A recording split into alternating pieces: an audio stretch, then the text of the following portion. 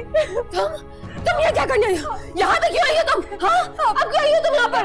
अम्मी प्लीज एक बार, सिर्फ एक बार अम्मी की शक्ल देखने। अम्मी खबरदार! तुमने नापाक हाथ मेरी पाक माँ की मैयत को लगाई तुमने। निकलो यहाँ से, निकलो यहाँ से, निकलो यहाँ से।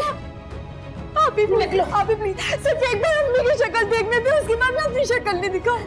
शक्ल तुम्हारी किसी काबिल बचेगी अगर यहाँ अभी की अभी नहीं निकली। निकलो ना यहाँ से, निकलो।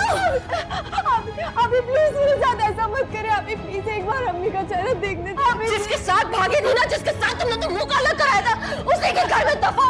इस घर में तुम्हारी कोई जगह नहीं। निकलो, अम्मी की शक्ल निकलो, निकलो। आप जल्दी यहाँ से प्लीज दफा हो जाओ, दफा हो जाओ। अभी अम्मी का चेहरा देखने दे। अभी सिर्फ एक बार प्लीज। अम्मी के साथ साथ तुम भी मर गई हो मरियम। आप दफा हो जाओ यहाँ से हमेशा के लिए। अभी प्लीज एक बार अम्मी का चेहरा देखने दे। अभी मुझे माफ कर दे। अभी मुझे माफ कर दे।